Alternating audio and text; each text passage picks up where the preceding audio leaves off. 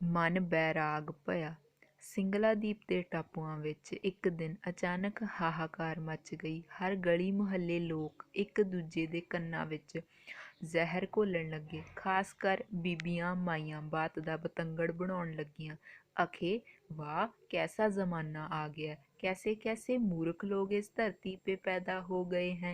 ना वर्त, ना पूजा, ना शिवाले, ना मंदिर, ना गऊ नू पेड़ा, ना कोई मूर्ति पूजा, ना श्राद्ध, ना हवन, ना पिप्पल पानी, ना सूरज पूजा।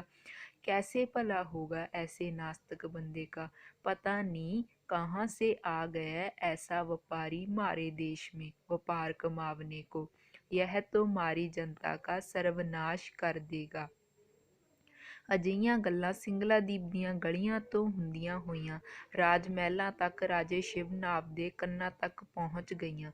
ਰਾਜੇ ਕੋਲ ਨਿੱਤ ਕਈ ਤਰ੍ਹਾਂ ਦੀਆਂ ਅਫਵਾਹਾਂ ਪਹਿਲਾਂ ਵੀ ਪਹੁੰਚਦੀਆਂ ਰਹਿੰਦੀਆਂ ਸਨ, ਪਰ ਰਾਜਾ ਗੱਲ ਆਈ ਗਈ ਕਰਦਾ ਰਿਹਾ। ਪਰ ਅੱਜ ਤਾਂ ਹੱਦ ਹੀ ਹੋ ਗਈ ਜਦ ਸ਼ਿਵਨਾਭ ਦੀ ਆਪਣੀ ਨਗਰੀ ਦੇ ਬਹੁਤ ਸਾਰੇ ਲੋਕ ਇਕੱਠੇ ਹੋ ਸਿਰ ਤੋਂ ਸਾਫੇ ਲਾ ਸਿਰੋਂ ਨੰਗੇ ਰਾਜੇ ਦੇ ਦਰਬਾਰ 'ਚ ਆ ਪੇਸ਼ ਹੋਏ।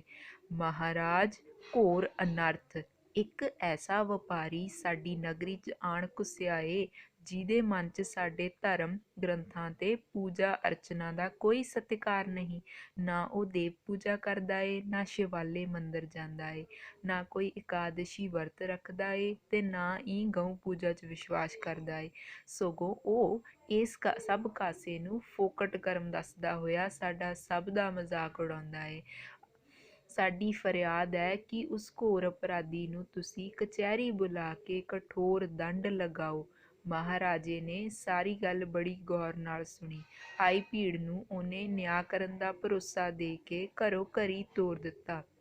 ਅਗਲੇ ਦਿਨ ਹਿੰਦੁਸਤਾਨ ਤੋਂ ਵਪਾਰ ਕਰਨ ਲਈ ਸਿੰਗਲਾਦੀਪ ਪਹੁੰਚੇ ਵਪਾਰੀ ਮਨਸੁਖ ਦੀ ਰਾਜੇ ਦੇ ਦਰਬਾਰ 'ਚ ਪੇਸ਼ੀ ਹੋ ਗਈ। ਮਨਸੁਖ ਰਾਜ ਦਰਬਾਰ 'ਚ ਪੇਸ਼ ਹੋਇਆ। ਰਾਜਾ ਬੜਾ ਸੂਝਵਾਨ ਸੀ। ਉਸਨੇ ਬੜੇ ਠਰੰਮੇ ਨਾਲ ਮਨਸੁਖ ਤੋਂ ਸਾਰੀ ਗੱਲ ਪੁੱਛਣੀ ਸ਼ੁਰੂ ਕੀਤੀ। ਰਾਜਾ ਨਹੀਂ ਸੀ ਚਾਹੁੰਦਾ ਕਿ ਉਹ ਬਾਹਰੋਂ ਆਏ ਵਪਾਰੀ ਨਾਲ ਕਿਸੇ ਵੀ ਤਰ੍ਹਾਂ ਦਾ ਬੋਲ ਕਬੋਲ ਬੋਲੇ। ਮਨਸੁਖ ਆਖਰਕਾਰ ਉਹਦੇ ਦੇਸ਼ ਦਾ ਮਹਿਮਾਨ ਸੀ, ਇਸ ਲਈ ਉਹਨੇ ਮਨਸੁਖ ਨੂੰ ਆਪਣੀ ਗੱਲ ਰੱਖਣ ਦਾ ਪੂਰਾ ਸਮਾਂ ਤੇ ਸਾਜ਼ਗਾਰ ਮਾਹੌਲ ਦਿੱਤਾ। ਸਜੀ ਕਚਹਿਰੀ 'ਚ ਵਜ਼ੀਰ ਆਪੋ ਆਪਣੀਆਂ ਥਾਵਾਂ ਤੇ ਸਜੇ ਬੈਠੇ ਸਨ। ਮਨਸੁਖ ਨੇ ਬੜੀ ਹਲੀਮੀ ਨਾਲ ਆਪਣੀ ਗੱਲ ਕਹਿਣੀ ਸ਼ੁਰੂ ਕਰ ਦਿੱਤੀ। ਮਹਾਰਾਜ, ਮੈਂ ਕਿਸੇ ਵੀ ਤਰ੍ਹਾਂ ਦਾ ਕੋਈ ਅਨਰਥ ਨਹੀਂ ਕੀਤਾ, ਨਾ ਹੀ ਕਿਸੇ ਦੀ ਭਾਵਨਾ ਨੂੰ ਠੇਸ ਪਹੁੰਚਾਈ ਏ। ਸਗੋਂ ਮੈਂ ਤਾਂ ਆਪਣੇ ਧਰਮ ਦੀ ਪਾਲਣਾ ਹੀ ਕੀਤੀ ਏ। ਮੈਂ ਆਪਣੀ ਸਾਰੀ ਦਿਨਚਰਿਆ ਆਪਣੇ ਗੁਰੂ ਬਾਬੇ ਦੇ ਆਦੇਸ਼ਾਂ ਮੁਤਾਬਕ ਬਤੀਤ ਕਰਦਾ ਹਾਂ। ਸਵੇਰੇ ਪਹਿਰ ਰਾਤ ਰਹਿੰਦੀ ਉੱਠਦਾ ਹਾਂ, ਇਸ਼ਨਾਨ ਕਰਦਾ ਹਾਂ, ਗੁਰੂ ਬਾਬੇ ਦੀ ਉਚਾਰੀ ਬਾਣੀ ਜਪ ਦਾ ਪਾਠ ਕਰਦਾ ਹਾਂ, ਜਿਸ ਨਾਲ ਮੇਰਾ ਮਨ ਇਲਾਹੀ ਵੈਰਾਗ ਵਿੱਚ ਰੰਗਿਆ ਜਾਂਦਾ ਏ। ਫਿਰ ਮੈਂ ਪ੍ਰਸ਼ਾਦਾ ਪਾਣੀ ਛਕ ਕੇ ਆਪਣੀ ਕਿਰਤ ਕਮਾਵਣ ਚੱਲ ਪੈਂਦਾ ਹਾਂ ਤੇ ਕਿਰਤ ਕਮਾਉਂਦਾ ਹੋਇਆ ਮਨ 'ਚੋਂ ਵਾਹਿਗੁਰੂ ਦੀ ਧੁਨੀ ਅਲਾਪਦਾ ਰਹਿੰਦਾ ਹਾਂ। ਬਸ ਮੇਰਾ ਧਰਮ ਕਰਮ ਇਹੋ ਹੀ ਏ। ਮੈਨੂੰ ਇਹਦੇ ਵਿੱਚ ਹੀ ਸੰਤੁਸ਼ਟੀ ਏ। ਹੋਰ ਕਿਸੇ ਵੀ ਲੰਮੇ ਚੌੜੇ ਕਰਮ ਕਾਂਡ ਦੀ ਮੈਨੂੰ ਜ਼ਰੂਰਤ ਮਹਿਸੂਸ ਨਹੀਂ ਹੁੰਦੀ। ਮਨਸੁਖ ਇੱਕੋ ਸਾਹੇ ਹੱਥ ਜੋੜੀ ਸਾਰੀ ਗੱਲ ਰਾਜੇ ਸਾਹਮਣੇ ਖੋਲ੍ਹ ਗਿਆ। ਰਾਜਾ ਸ਼ਿਵਨਾਭ ਅਤੀ ਪ੍ਰਸੰਨ ਹੋਇਆ। ਉਹਦੇ ਵਿਚਾਰਾਂ ਨੇ ਅੰਗੜਾਈ ਲਈ। ਰਾਜਾ ਬੋਲਿਆ, ਮਨਸੁਖ, ਮੈਂ ਸੁਣਿਆ ਤੂੰ ਦੇਵ ਪੂਜਾ 'ਚ ਵਿਸ਼ਵਾਸ ਨਹੀਂ ਰੱਖਦਾ। ਮਨਸੁਖ ਨੇ ਫੇਰ ਬੜੀ ਅਧੀਨਗੀ ਨਾਲ ਬੋਲਣਾ ਸ਼ੁਰੂ ਕੀਤਾ। ਮਹਾਰਾਜ, ਇਸ ਧਰਤੀ ਤੇ ਸਮੇਂ ਨਾਲ ਅਣਗਿਣਤ ਦੇਵਤਾ ਪੈਦਾ ਹੋ ਚੁੱਕੇ ਨੇ। बताओ किस किस को प्रणाम करूं, किस किस की पूजा अर्चना करूं। हमने तो गुरु बाबे की दीक्षा से सिर्फ शब्द गुरु द्वारा परमात्मा की पूजा को ही माना है। शब्द गुरु ही दीन दुनी से उतारा करने योग्य है। नाले हमारे सिख गुरु भाई तो गाते फिरते हैं, जिस घर नानक पूजा तिस घर देओ ना दूजा। इसलिए हम तो सिर्फ बाबा गुरु के उपदेशों को ही माने, दूसरे लोगों की बात पर कान तक ना धरे। ਮਨਸੁਖ ਦੇ ਦ੍ਰਿੜ ਵਿਸ਼ਵਾਸ ਤੇ ਸਰਲ ਸਪਾਟ ਜਵਾਬਾਂ ਦਾ ਰਾਜੇ ਸ਼ਿਵਨਾਭ ਤੇ ਚਮਤਕਾਰੀ ਪ੍ਰਭਾਵ ਪਿਆ। ਉਹ ਇੱਕਦਮ ਕਹਿ ਉੱਠਿਆ, ਮਨਸੁਖ, जेकर ये नाचीज तेरे गुरु बाबे के मिलना चाहे ता किस प्रकार बिद बनेगी। मनसुख बोलिया, राजन, जो गुरु नू खुद मिलने गया कदे नहीं मिल पाया। मेरा गुरु कदे इस लोक विच कदे उस लोक विच। गुरु बाबा कई बरसां तो पैदल चौहों दिशावां च दुनिया दे तारने नू उदासियां कर रहा है। आप इत्थे ही गुरु बाबे का ध्यान धरो, गुरु बाबा जरूर मिलेगा। इन्ना कह के मनसुख राज दरबार विचों पूरे मान सत्कार नाल विदा होया। राजे दे हुक्मां नाल कई तरह ਦੀਆਂ ਸੁਗਾਤਾਂ ਉਹਦੀ ਹਜ਼ੂਰੀ 'ਚ ਪੇਸ਼ ਹੋਈਆਂ। ਇੱਕ ਸੁੰਦਰ ਤੇ ਸਜੀ ਪਾਲਕੀ 'ਚ ਮਨਸੁਖ ਨੂੰ ਬਿਠਾ ਕੇ ਉਹਦੇ ਟਿਕਾਣੇ ਤੱਕ ਵਿਦਾ ਕੀਤਾ ਗਿਆ। ਉਧਰ ਰਾਜਾ ਦਿਨੋਂ ਦਿਨ ਗੁਰੂ ਵਿਰਾਗ 'ਚ ਰੰਗਿਆ ਜਾਣ ਲੱਗਾ। ਬਾਬੇ ਨਾਨਕ ਦੇ ਦਰਸ਼ਨਾਂ ਦੀ ਸਿੱਕ ਦਿਨੋਂ ਦਿਨ ਪ੍ਰਬਲ ਹੋਣ ਲੱਗੀ। ਰਾਜੇ ਨੂੰ ਖਾਣਾ ਪੀਣਾ ਵਿਸਰਨ ਲੱਗਾ। ਵਜ਼ੀਰ ਮੁਸਾਹਿਬ ਪਰੇਸ਼ਾਨ ਹੋਣ ਲੱਗੇ। ਰਾਜੇ ਦੇ ਬੈਰਾਗ ਦੀ ਕੋਈ ਹੱਦ ਨਾ ਰਹੀ। ਉਹ ਉੱਠਦਾ ਬਹਿੰਦਾ ਸੌਂਦਾ ਜਾਗਦਾ ਗੁਰੂ ਗੁਰੂ ਜਪਣ ਲੱਗਾ। ਰਾਜੇ ਦੀ ਇਹ ਹਾਲਤ ਵੇਖ ਸੁਣ ਕੇ ਪਖੰਡੀ ਸਾਧਾਂ ਨੇ ਵੀ ਆਪਣੇ ਰੰਗ ਦਿਖਾਉਣੇ ਸ਼ੁਰੂ ਕਰ ਦਿੱਤੇ। ਰਾਜ ਦਰਬਾਰ ਦੁਆਲੇ ਆਪਣਾ ਗਲਵਾ ਵਿਛਾਉਣਾ ਸ਼ੁਰੂ ਕਰ ਦਿੱਤਾ। ਉਹ ਡਾਰਾਂ ਦੀਆਂ ਡਾਰਾਂ ਬਣਾ ਰਾਜ ਦਰਬਾਰ ਦੇ ਮੂਹਰੇ ਆ ਧੱਕਾ ਮੁੱਕੀ ਹੋਣ ਲੱਗੇ। ਕੋਈ ਕਹੇ ਬਾਬਾ ਨਾਨਕ ਮੈਂ ਤੇ ਕੋਈ ਕਹੇ ਬਾਬਾ ਨਾਨਕ ਮੈਂ। ਦੁਖੀ ਹੋ ਕੇ ਦਰਬਾਨ ਰਾਜੇ ਦੀ ਹਜ਼ੂਰੀ 'ਚ ਪੇਸ਼ ਹੋਏ। ਮਹਾਰਾਜ ਬਾਹਰ ਨਿੱਤ ਦਿਹਾੜੇ ਸਾਧ ਲੋਕ ਇਕੱਤਰ ਹੋ ਕੇ ਸ਼ੋਰ ਮਚਾਉਂਦੇ ਰਹਿੰਦੇ ਨੇ। ਕੋਈ ਕਹਿੰਦਾ ਬਾਬਾ ਨਾਨਕ ਮੈਂ ਤੇ ਕੋਈ ਕਹਿੰਦਾ ਮੈਂ। ਦੱਸੋ ਕਿਸ ਨੂੰ ਆਪ ਦੇ ਸਨਮੁਖ ਪੇਸ਼ ਕਰੀਏ ਤੇ ਕਿਸ ਨੂੰ ਨਾ ਕਰੀਏ। ਉੱਤੋਂ ਆਪ ਦੇ ਸਖਤ ਹੁਕਮ ਹਨ ਕਿ ਬਾਬਾ ਜੀ ਜਦ ਡਿਊਟੀ ਤੇ ਪਹੁੰਚਣ ਤਦ ਉਹਨਾਂ ਨੂੰ ਪੂਰਾ ਮਾਣ ਸਤਿਕਾਰ ਦਿੱਤਾ ਜਾਵੇ। ਇਹ ਕੰਮ ਤੋਂ ਬਹੁਤ ਕਠਿਨ ਲੱਗਦਾ। ਇਤਨੇ ਸਾਧਾਂ ਵਿੱਚੋਂ ਪਛਾਣ ਕਰਨਾ ਤਾਂ ਸੂਈ ਦੇ ਨੱਕੇ ਥੀ ਲੰਘਣ ਸਮਾਨ ਹੈ ਕਿ ਅਸਲੀ ਬਾਬਾ ਨਾਨਕ ਕੌਣ ਹੈ। ਸਾਰੀ ਗੱਲ ਸੁਣ ਕੇ ਰਾਜਾ ਹੱਸ ਪਿਆ। ਉਸਨੇ ਤੁਰੰਤ ਵੱਡੇ ਵਜ਼ੀਰ ਨੂੰ ਹੁਕਮ ਲਾਇਆ, ਵਜ਼ੀਰ, ਅਜਿਹੀਆਂ ਖੂਬਸੂਰਤ ਨਾਚੀਆਂ ਦਾ ਪ੍ਰਬੰਧ ਕੀਤਾ ਜਾਵੇ ਜਿਨ੍ਹਾਂ ਦੇ ਕਦਮ ਤਾਲ ਨਾਲ ਹਰ ਕਿਸੇ ਦੇ ਪੈਰ ਥਿਰਕ ਪੈਣ ਤੇ ਜਿਨ੍ਹਾਂ ਦੇ ਹੁਸਨ ਤੇ ਸ਼ੋਖ ਅਦਾ ਤੇ ਹਰ ਕਿਸੇ ਦਾ ਮਨ ਭ੍ਰਮਿਤ ਹੋ ਉੱਠੇ। ਐਸੀਆਂ ਹਸੀਨ ਸ਼ੋਖ ਅਦਾ ਵਾਲੀਆਂ ਨਾਚੀਆਂ ਦੇ ਗਾਉਣ ਵਜਾਉਣ ਦਾ ਪ੍ਰਬੰਧ ਡਿਊਟੀ ਦੇ ਨਾਲ ਲੱਗਦੇ ਹਿੱਸੇ ਵਿੱਚ ਕੀਤਾ ਜਾਵੇ। ਜੋ ਜੋ ਇਹਨਾਂ ਨਾਚੀਆਂ ਦੇ ਜਾਲ ਵਿੱਚ ਫਸਦਾ ਜਾਵੇ ਉਸਨੂੰ ਯੋਗ ਸਜ਼ਾ ਦੇ ਕੇ ਤਹਿਖਾਨੇ ਵਿੱਚ ਸੁੱਟ ਦਿੱਤਾ ਜਾਵੇ। ਮਗਰ ਇਸ ਬਾਤ ਦਾ ਖਾਸ ਖਿਆਲ ਰੱਖਿਆ ਜਾਵੇ ਕਿ ਇਸ ਹੁਕਮ ਦੀ ਕੰਸੋ ਰਾਜ ਮਹਿਲ ਤੋਂ ਬਾਹਰ ਨਾ ਪਹੁੰਚੇ। ਰਾਜੇ ਦੇ ਹੁਕਮ ਦੀ ਤਾਮੀਲ ਹੋਣ ਲੱਗੀ। ਥੋੜ੍ਹੇ ਹੀ ਦਿਨਾਂ ਵਿੱਚ ਤਹਿਖਾਨਾ ਪਖੰਡੀਆਂ ਦੇ ਕਬੂਤਰਖਾਨੇ ਦਾ ਰੂਪ ਧਾਰਨ ਕਰ ਗਿਆ। ਕਈ ਪਖੰਡੀ ਸਾਧ ਤਹਿਖਾਨੇ ਵਿੱਚ ਕੈਦ ਹੋ ਗਏ। ਬਹੁਤੇ ਥਾਂ ਨਾਚੀਆਂ ਦੇ ਪਹਿਲੇ ਵਾਰ ਵਿੱਚ ਹੀ ਸੁੱਧ ਬੁੱਧ ਗੁਆ ਬੈਠਦੇ ਤੇ ਕਦਮ ਤਾਲ ਨਾਲ ਨੱਚਦੇ ਟੱਪਦੇ। ਜਦ ਉਹਜੀਆਂ ਹਰਕਤਾਂ ਤੇ ਉਤਰਦੇ ਤਾਂ ਆਪਣੇ ਧਾਰਮਿਕ ਲਿਬਾਸ ਤੱਕ ਦਾ ਖਿਆਲ ਵੀ ਭੁੱਲ ਜਾਂਦੇ। ਇੱਧਰ ਰਾਜੇ ਦਾ ਵੈਰਾਗ ਸਿਖਰਾਂ ਤੇ ਪਹੁੰਚ ਗਿਆ। ਕਈ ਮਹੀਨਿਆਂ ਤੋਂ ਉਹਦੀ ਹਾਲਤ ਦੀਵਾਨਿਆਂ ਵਰਗੀ ਹੋਈ ਪਈ ਸੀ। ਸੈਂਕੜੇ ਪਖੰਡੀ ਰੋਜ਼ਾਨਾ ਤਹਿਖਾਨੇ ਪਹੁੰਚ ਰਹੇ ਨੇ। ਸੁਣ ਸੁਣ ਉਹਦਾ ਬੈਰਾਗ ਚਰਮ ਸੀਮਾ ਨੂੰ ਪਹੁੰਚਣ ਲੱਗਾ। ਉਹ ਹੈਰਾਨ ਹੋਣ ਲੱਗਾ, ਦੁਨੀਆ ਤੇ ਜੱਤ ਸੱਤ ਚਰਿੱਤਰ ਨਾਂ ਦੀ ਕੋਈ ਚੀਜ਼ ਹੈ ਵੀ ਏ ਜਾਂ ਨਿਰੀਆਂ ਕਪੋਲ ਕਲਪਨਾਵਾਂ ਨੇ ਐਸੀਆਂ ਗੱਪਾਂ। ਖੈਰ, ਉਹਨੂੰ ਮਨਸੁਖ ਦੇ ਬਚਨਾਂ ਤੇ ਪੂਰਾ ਵਿਸ਼ਵਾਸ ਸੀ ਕਿ ਗੁਰੂ ਗੁਰੂ ਜਪਿਆਂ ਗੁਰੂ ਜ਼ਰੂਰ ਬਹੁੜਦਾ ਏ।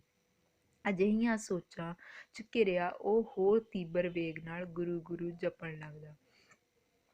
ਸਮਾਂ ਬੀਤਦਾ ਗਿਆ। ਇੱਕ ਦਿਨ ਅਚਾਨਕ ਨਾਚੀਆਂ ਨੇ ਪੂਰੇ ਵੇਗ ਨਾਲ ਗਾਉਣਾ ਸ਼ੁਰੂ ਕਰ ਦਿੱਤਾ। ਉਹਨਾਂ ਦੇ ਕਦਮਾਂ ਦੀ ਤਾਲ ਤਿੱਖੀ ਹੋਣ ਲੱਗੀ। ਵੱਜਦੀ ਢੋਲਕੀ ਤੇ ਛੈਣਿਆਂ ਦੀ ਛਣਕਾਰ ਹੋਰ ਤਿੱਖੀ ਹੋ ਗਈ। ਢੋਲਕੀ ਦੀ ਧੱਕ ਧੱਕ ਤੇ ਛੈਣਿਆਂ ਦੀ ਛਣ ਛਣ ਸਾਰੇ ਰਾਜ ਮਹਿਲ 'ਚ ਗੂੰਜਣ ਲੱਗੀ। ਸਾਰਾ ਵਾਤਾਵਰਨ ਨਸ਼ਿਆਇਆ ਜਾਣ ਲੱਗਾ। ਅੰਦਰ ਦੀ ਬਾਤ ਸਿਰਫ ਅੰਦਰ ਦੇ ਹੀ ਜਾਣਦੇ ਸਨ ਕਿ ਕੀ ਭਾਣਾ ਵਰਤਣ ਜਾ ਰਿਹਾ ਏ। ਰਾਜੇ ਦੇ ਹੁਕਮਾਂ ਦੀ ਤਾਮੀਲ ਜੋ ਹੋ ਰਹੀ ਸੀ, ਪਰ ਕਦਮਾਂ ਦੀ ਤਿੱਖੀ ਚਾਲ ਤੇ ਘੁੰਗਰੂਆਂ ਦੀ ਛਣਕਾਰ ਜਿੱਥੋਂ ਤੱਕ ਜਿਹਦੇ ਤੱਕ ਵੀ ਪਹੁੰਚ ਰਹੀ ਸੀ, ਸਭ ਕਿਸੇ ਦੇ ਪੈਰ ਆਪ ਮੁਹਾਰੇ ਥਿਰਕ ਰਹੇ ਸਨ। ਅੰਦਰ ਨਾਚੀਆਂ ਪੂਰੇ ਵਜੂਦ 'ਚ ਸਨ। ਉਹ ਸਾਹਮਣੇ ਬੈਠੇ ਫਕੀਰ ਨੂੰ ਭਰਮਾਉਣ ਲਈ ਹਰ ਹੀਲਾ ਵਰਤ ਰਹੀਆਂ ਸਨ। ਪਰ ਇਹ ਫਕੀਰ ਦੂਜਿਆਂ ਦੀ ਤਰ੍ਹਾਂ ਸੰਗੀਤ ਤੋਂ ਕੋਰਾ ਨਹੀਂ ਸੀ। ਫਕੀਰ ਨੇ ਆਉਂਦਿਆਂ ਹੀ ਆਪਣੇ ਸਾਥੀ ਨੂੰ ਹੁਕਮ ਦੇ ਦਿੱਤਾ ਸੀ, ਮਰਦਾਨਿਆਂ ਰਬਾਬ ਛੇੜ। ਸਾਥੀ ਮਰਦਾਨੇ ਨੇ ਇਲਾਹੀ ਰਾਗ ਛੇੜ ਦਿੱਤਾ ਸੀ ਤੇ ਇੱਧਰ ਫਕੀਰ ਨੇ ਵਜਦ 'ਚ ਗਾਉਣਾ ਸ਼ੁਰੂ ਕਰ ਦਿੱਤਾ ਸੀ। ਸੁਰਗੈ ਦੀਆਂ ਮੋਹਣੀਆਂ ਇਸਤਰੀਆਂ ਹੋਵਨ, ਨਾਨਕ ਸਭੋ ਜਾਓ। ਭੀ ਤੂੰ ਹੈ ਸਾਲਾਹਣਾ, ਆਖਣ ਲਹੈ ਨਾ ਚਾਓ। ਇਲਾਹੀ ਫਕੀਰ ਨੇ ਹੋਰ ਸ਼ਬਦ ਛੋਹਿਆ, ਧਰਤੀ ਤਾਂ ਹੀਰੇ ਲਾਲ ਜੜਤੀ, ਪਲੰਗ ਲਾਲ ਜੜਾਓ। ਮੋਹਣੀ ਮੁਖ ਮਣੀ ਸੋ ਹੈ, करे रंग पसाओ। मत देख भूला विसरै, तेरा चित ना आवै नाओ। ਕਿੰਨਾ ਚਿਰ ਕਸੁੰਭੜਾ ਤੇ ਮਜੀਠੜਾ ਦੋਨੋਂ ਰੰਗ ਆਪਸ ਵਿੱਚ ਟਕਰਾਉਂਦੇ ਰਹੇ। ਆਖਰਕਾਰ ਮਜੀਠੜੇ ਦੀ ਜਿੱਤ ਹੋਈ। ਢੋਲਕੀਆਂ ਦੇ ਪੁੜੇ ਪਾਟ ਗਏ, ਵੱਜ ਵੱਜ ਕੇ ਛੈਣੇ ਟੁੱਟ ਗਏ, ਨੱਚ ਨੱਚ ਕੇ ਨਾਚੀਆਂ ਦੀਆਂ ਅੱਡੀਆਂ 'ਚੋਂ ਖੂਨ ਸਿੰਮ ਗਿਆ। ਉਹ ਹਾਲੋ ਬੇਹਾਲ ਹੋਈਆਂ। ਬਰਫ਼ ਦੀ ਨਿਆਈ ਸਮਾਧੀ ਰਤ ਫਕੀਰ ਦੇ ਚਰਨਾਂ 'ਤੇ ਢਹਿ ਢੇਰੀ ਹੋ ਗਈਆਂ। ਪਰ ਫਕੀਰ ਹਾਲੇ ਵੀ ਇੱਕ ਰਸ ਗਾਈ ਜਾ ਰਿਹਾ ਸੀ, ਮਤ ਦੇਖ ਭੂਲਾ ਵਿਸਰੈ, ਤੇਰਾ ਚਿੱਤ ਨਾ ਆਵੈ ਨਾਉ। ਫਕੀਰ ਦਾ ਰਬਾਬੀ ਸਾਥੀ ਵੀ ਕਿਸੇ ਇਲਾਹੀ ਆਵੇਸ਼ ਵਿੱਚ ਸੀ। ਉਹਦੀਆਂ ਅੱਖਾਂ ਮੁੰਦੀਆਂ ਹੋਈਆਂ ਸਨ। ਤਾਰ 'ਤੇ ਫਿਰਦੇ ਪੋਟੇ ਕੋਈ ਰੱਬੀ ਕਰਮ ਜਾਪ ਰਹੇ ਸਨ। ਕਈ ਸਮੇਂ ਤੋਂ ਨੀਰ ਵਹਾ ਵਹਾ ਕਦਮਾਂ 'ਤੇ ਢਹੀਆਂ ਮੋਹਣੀਆਂ ਇਸਤਰੀਆਂ ਫਕੀਰ ਦੇ ਕਮਲ ਨੈਣ ਖੁੱਲ੍ਹਣ ਦੀ ਉਡੀਕ 'ਚ ਸਨ। ਆਖਰਕਾਰ ਫਕੀਰ ਵਜਦ 'ਚੋਂ ਬਾਹਰ ਆਇਆ। ਫਕੀਰ ਦੇ ਬੋਲ ਕਚਨਾਰ ਤੇ ਗੁਲਮੋਹਰ ਦੇ ਫੁੱਲਾਂ ਵਾਂਗੂ ਆਪ ਮੁਹਾਰੇ ਝੜਨ ਲੱਗੇ। ਪੁੱਤਰੀਓ, ਤੁਸੀਂ ਕੀ ਚਾਹੁੰਦੀਆਂ ਹੋ? ਫਕੀਰ ਦੇ ਮੁਖਾਰਬਿੰਦ 'ਚੋਂ ਨਿਕਲੇ ਪੁੱਤਰੀਓ ਲਫ਼ਜ਼ ਨੇ ਉਹਨਾਂ ਦਾ ਜਜ਼ਬਾਤੀ ਕੜ ਤੋੜ ਦਿੱਤਾ। ਪਰਲ ਪਰਲ ਵਹਿੰਦੇ ਹੰਝੂਆਂ ਦਾ ਹੜ੍ਹ ਆ ਗਿਆ। ਸੱਚਮੁੱਚ ਧਰਤੀ 'ਤੇ ਪਹਿਲਾ ਮਨੁੱਖ ਸੀ ਜਿਹਨੇ ਉਹਨਾਂ ਨੂੰ ਪੁੱਤਰੀਆਂ ਦੀ ਸੰਗਿਆ ਦਿੱਤੀ ਸੀ। ਸੰਗਿਆ ਹੀ ਨਹੀਂ ਦਿੱਤੀ, ਸਗੋਂ ਆਪ ਤੱਕਿਆ ਵੀ ਪਿਤਾ ਦੀ ਤਰ੍ਹਾਂ ਸੀ। ਉਹਨਾਂ ਦੀਆਂ ਅੱਖਾਂ ਮੂਹਰੇ ਉਹ ਸਭ ਦੰਭੀ ਘੁੰਮਣ ਲੱਗੇ ਜਿਹੜੇ ਪਹਿਲੀ ਹੀ ਅਦਾ 'ਚ ਕਾਇਲ ਹੋਏ ਬੇਸੁੱਧ ਹੋ ਚੁੱਕੇ ਸਨ। ਪਰ ਇੱਧਰ ਇਸ ਰਹਿਬਰ ਦੀ ਸਮਦ੍ਰਿਸ਼ਟੀ ਨੇ ਉਹਨਾਂ ਨੂੰ ਵੈਰਾਗ ਵਿੱਚ ਲੈ ਆਂਦਾ ਸੀ। ਉਹ ਆਪਣਾ ਆਪਾ ਭੁੱਲ ਕੇ ਫਕੀਰ ਦੇ ਚਰਨਾਂ ਦੀਆਂ ਭੌਰੀਆਂ ਹੋ ਚੁੱਕੀਆਂ ਸਨ। ਢੋਲਕੀਆਂ ਛੈਣੇ ਛੱਡ ਫਕੀਰ ਦੇ ਚਰਨਾਂ 'ਤੇ ਡਿੱਗ ਕੇ ਫਰਿਆਦ ਕਰਨ ਲੱਗੀਆਂ, ਮਹਾਰਾਜ, ਅਸੀਂ ਗੁਨਾਹਗਾਰ ਹਾਂ, ਸਾਡੇ ਗੁਨਾਹ ਬਖਸ਼ੋ। ਸਾਨੂੰ ਉਹ ਇਲਾਹੀ ਸ਼ਬਦ ਬਖਸ਼ੋ ਜਿਹਦੇ ਸਹਾਰੇ ਤੁਸੀਂ ਇਸ ਢੋਲਕੀਆਂ ਛੈਣਿਆਂ ਦੇ ਕੰਨ ਪਾੜਵੇਂ ਸ਼ੋਰ ਦੇ ਬਾਵਜੂਦ ਵੀ ਉਸ ਉੱਚਤਮ ਇਲਾਹੀ ਅਵਸਥਾ ਨੂੰ ਪਹੁੰਚੇ ਤੇ ਅਡੋਲ ਰਹੇ ਹੋ। ਡਿਓਢੀ 'ਚ ਅਚਾਨਕ ਪਸਰੀ ਚੁੱਪ ਆਪਣੇ ਆਪ ਵਿੱਚ ਐਲਾਨ ਸੀ ਕਿ ਕੋਈ ਸ਼ਾਂਤ ਰਸ ਦਾ ਸੁਆਮੀ ਰਾਜ ਦਰਬਾਰ ਵਿੱਚ ਪਹੁੰਚ ਚੁੱਕਿਆ ਏ, ਜਿਹਦੇ ਕਦਮਾਂ ਦੀ ਆਹਟ ਸੁਣ ਕੇ ਛੈਣੇ ਖੜਤਾਲਾਂ ਦੀ ਧੁਨਕਾਰ ਸ਼ਹਿ ਵੱਟੀ ਬੈਠੀ ਏ। ਦੌੜਦਾ ਹੋਇਆ ਸ਼ਿਵ ਨਾਭ ਹਾਲ ਦਰਬਾਰ ਵਿੱਚ ਪਹੁੰਚਿਆ। ਪਾਟੀ ਹੋਈ ਢੋਲਕੀ ਤੇ ਟੁੱਟੇ ਹੋਏ ਘੁੰਗਰੂਆਂ ਉਹਦੇ ਸਾਹਮਣੇ ਸਨ। ਚਰਨਾਂ 'ਤੇ ਹੱਥ ਜੋੜੀ ਬੈਠੀਆਂ ਨਾਚੀਆਂ ਵੇਖ ਕੇ ਉਹਨੂੰ ਪਛਾਣਨ 'ਚ ਦੇਰ ਨਾ ਲੱਗੀ ਕਿ ਜਿਸ ਗੁਰੂ ਬਾਬੇ ਲਈ ਉਹ ਚਿਰਾਂ ਤੋਂ ਤੜਪ ਰਿਹਾ ਸੀ, ਉਹ ਗੁਰੂ ਬਾਬਾ ਉਹਦੇ ਸਾਹਮਣੇ ਸੀ। ਉਹ ਧਾ ਕੇ ਗੁਰੂ ਬਾਬੇ ਦੇ ਚਰਨਾਂ 'ਤੇ ਢਹਿ ਪਿਆ। ਸਦੀਆਂ ਦਾ ਵੈਰਾਗ ਹੰਝੂ ਬਣ ਬਣ ਗੁਰੂ ਬਾਬੇ ਦੇ ਚਰਨਾਂ ਤੋਂ ਸਦਕੇ ਜਾ ਰਿਹਾ ਸੀ।